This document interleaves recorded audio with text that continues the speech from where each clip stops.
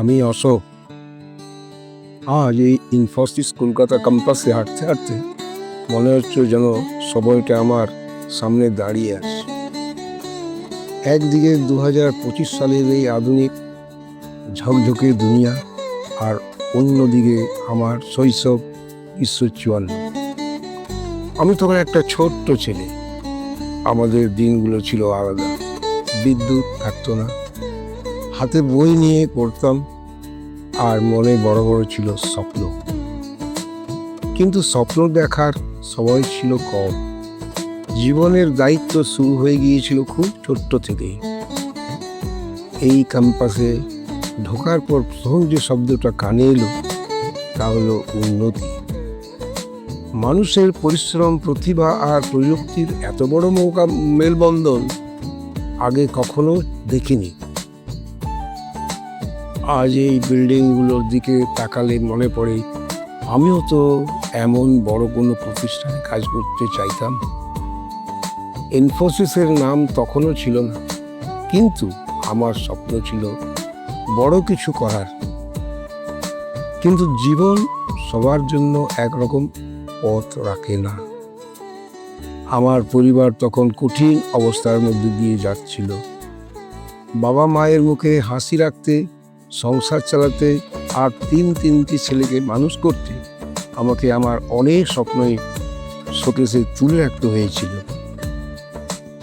আমার 3টা ছেলে, সবার বড় ছেলে সোমনাথ, তারপর জগন্নাথ, আর সবচেয়ে ছোট্ট তীর্থনাথ।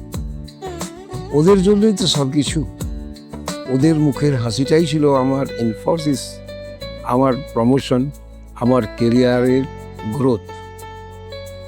তখন কষ্ট হোক, যতই ঘামে ঝরুক, মনে হতো ওরা একদিন বড় মানুষ হবে, তখনই আমার সেরা পুরস্কার হবে। আর আজ ইনফোসিসের এই সুন্দর অনুষ্ঠান, স্টেলার স্যাটারডেতে ওদের সঙ্গে এসে হাঁটতে হাঁটতে মনে হচ্ছে আমি কিছুই হারাইনি। আমার স্বপ্ন আমার ছেলে মেয়েদের মধ্যে দিয়েই পূরণ হয়েছে। 1954 সালের একটা সাধারণ মধ্যবিত্ত পরিবার থেকে শুরু হয়েছিল আমার গল্প। তখন রেডিও ছিল না বড় বিষয়, টেলিফোন মানে বিলাসিতা বলে মনে হতো। আর আজ দেখে এখানে দাঁড়িয়ে আছি এমন একটি দুনিয়ায় যেখানে কৃত্রিম বুদ্ধিমত্তা, অটোমেশন, ডিজিটাল সব কিছু মানুষের হাতে মুঠোই। সময় পরিবর্তন হয়েছে, কিন্তু অদ্ভুতভাবে কিছু জিনিস বদলায় না। পরিশ্রম, ভালোবাসা আর পরিবারের গুরুত্ব। আজ কলকাতার ছেলেমেয়েরা আমার থেকে অনেক এগিয়ে।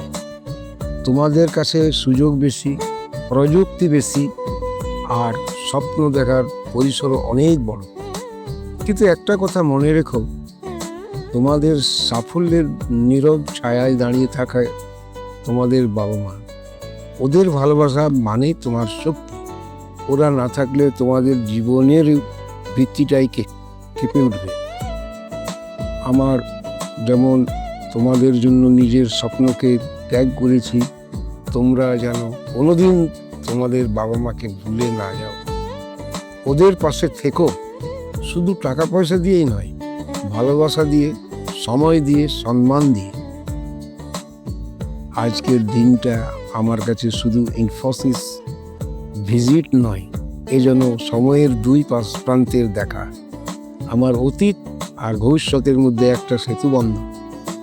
এই ক্যাম্পাসের প্রতিটি করিডর আমাকে নতুন করে শেখালো স্বপ্ন পূরণ হতে দেরি হয় না। যদি আমাদের পরবর্তী প্রজন্ম এগিয়ে যায়, ভালো থাকে, খুশি থাকে, তাহলেই আমার জীবনের সার্থক। আমার 3 ছেলে সোমনাথ, জগন্নাথ, তীর্থনাথ, তারা সুখে থাক, হাসি খুশি থাক। ওদের মা যেন সব সময় ভালো থাকে। আর যারা আজকের তারুণ্য, তোমাদের একটা কথা বলি, বাবা মাকে ভালোবাসো, পরিবারকে ধরে রাখো, মাঝে মাঝে জড়িয়ে ধরো। বিশ্বাস করো, পৃথিবীর সব প্রযুক্তির উন্নতির চেয়েও মূল্যবান সেই মুহূর্ত ধন্যবাদ ইনফোসিস, আমার জীবনের এই স্মৃতিটা তুমি আরো সুন্দর করে দিলে।